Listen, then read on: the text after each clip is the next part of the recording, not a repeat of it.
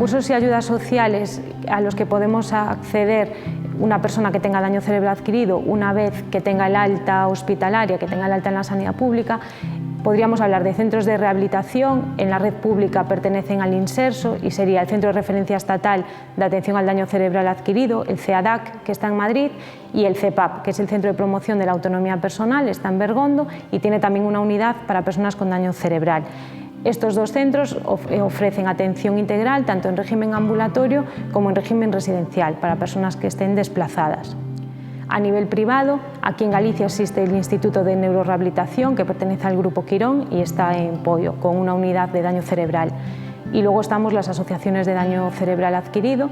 En estos momentos en Galicia hay 5 entidades, en Coruña, en Santiago, en Vigo, en Ourense y en Lugo, y que ofrecen atención tanto a personas afectadas como a sus familias. Los centros residenciales para personas con daño cerebral adquirido son muy escasos, hay muy pocas plazas para daño cerebral y en estos momentos podemos contar con la residencia terapéutica de daño cerebral adquirido de la Asociación de Vigo, de Alento, y luego hay 2 residencias en Castro de Rei. Una pertenece a FUDACE y la otra la gestiona Cruz Roja, con plazas también específicas para personas con daño cerebral adquirido. Si se presenta un daño cerebral adquirido, también podemos pensar en que vamos a necesitar una serie de prestaciones económicas.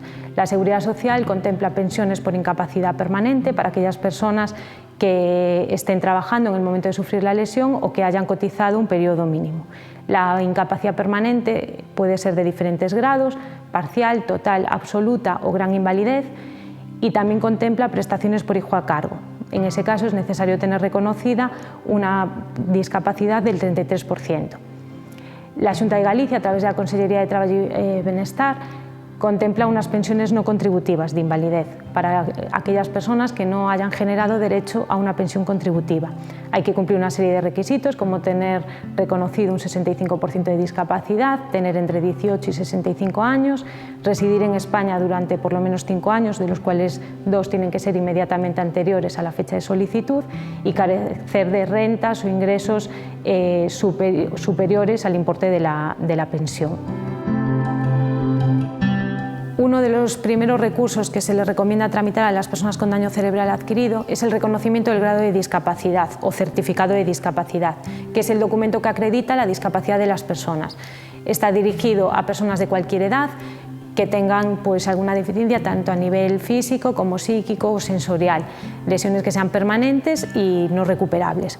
Este reconocimiento se efectúa a través de los equipos de valoración y orientación, de los EVOs, que dependen de las jefaturas territoriales de la Consellería de Trabajo y Bienestar.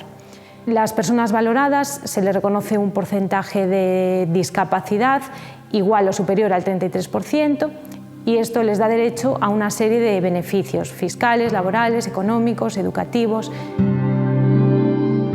Algunos beneficios fiscales y sociales a los que podemos tener derecho con el certificado de discapacidad serían las deducciones de IRPF en la declaración de la renta, reducciones de IVA, exención del impuesto de matriculación de vehículos, exención del impuesto de rodaje, tarjeta de estacionamiento para personas con movilidad reducida, descuentos en el transporte público o facilidades de acceso a vivienda, educación o a formación.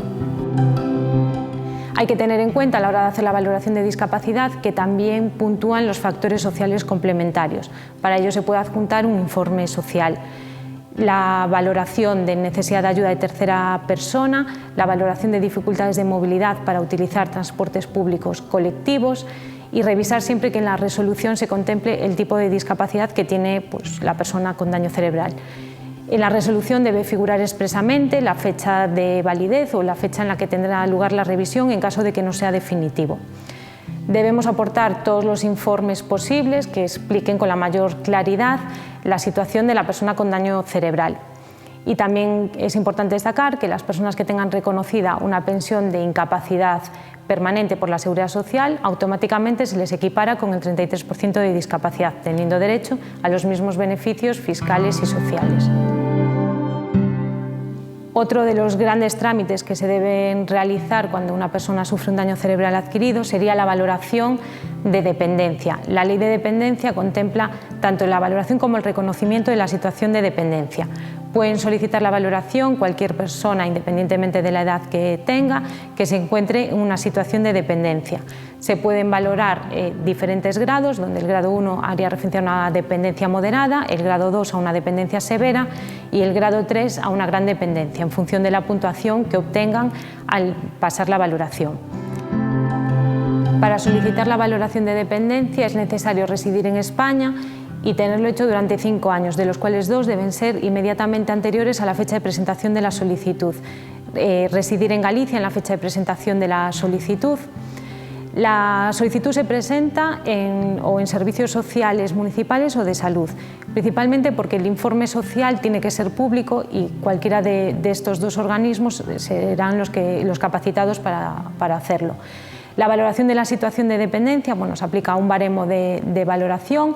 Se debe hacer en el entorno habitual del solicitante, se hace una valoración integral, tanto de los aspectos de salud como de la parte social, y se emite un dictamen o propuesta en el que dan una resolución del grado, que puede ser 1, 2 o 3. A continuación, la persona tiene que esperar a que reciba otra carta en la que le dirán la propuesta de PIA. El PIA es el Plan Individual de Atención y ahí recogerá el recurso que se le asigna o la prestación a la que va a tener derecho. El último paso sería la resolución final de esa aprobación del PIA y el derecho y la efectividad del servicio o recurso al que acceda. Es un trámite lento y entre que presentamos la solicitud hasta que la persona recibe una ayuda efectiva pueden pasar mínimo 6 meses. La cartera de servicios de dependencia contempla servicios de prevención de situaciones de dependencia, servicios de promoción de autonomía personal, teleasistencia, ayuda a domicilio, centros de día o centros de noche y atención residencial. Las prestaciones económicas serían libranzas vinculadas a la prestación de servicios, que serían ayudas económicas para costear un servicio privado, tanto para cuidados en el entorno familiar como para la asistencia personal o para el acceso a un servicio residencial o de ayuda a domicilio. Algunas recomendaciones para los familiares de personas con daño cerebral cuando se haga la valoración de dependencia es que soliciten o aporten informes actualizados, que se valore siempre en el entorno habitual, en la medida de lo posible que permanezca acompañado de su cuidador habitual, que informen sobre el grado de supervisión que requiere, así como los productos de apoyo que pueda precisar en su día a día, y que siempre comuniquen las alteraciones más intangibles, como pueden ser las alteraciones a nivel conductual, la falta de iniciativa, la falta de conciencia de déficit y que pueden no ser percibidas por el equipo valorador. Ante una persona con daño cerebral adquirido puede ser necesario iniciar un proceso sobre la capacidad de obrar. Sería una medida de protección jurídica ante una situación de discapacidad. El Código Civil establece que son causas de incapacitación las enfermedades o deficiencias persistentes de carácter físico o psíquico que impidan a la persona gobernarse por sí misma. Además, añade que nadie puede ser declarado incapaz si no es por sentencia judicial. Desde la Convención sobre los Derechos de las Personas con Discapacidad se produce un cambio de denominación y ya no se habla de incapacidad o de persona incapacitada, sino de modificación judicial de la capacidad de obrar o persona con capacidad modificada judicialmente. ¿Quién puede iniciar un proceso sobre la capacidad de obrar de una persona? La propia persona con discapacidad, los familiares legitimados, cónyuge, ascendientes, descendientes o hermanos y el propio Ministerio Fiscal. Actualmente se está trabajando en un anteproyecto de reforma del Código Civil que sustituirá la tutela por los apoyos.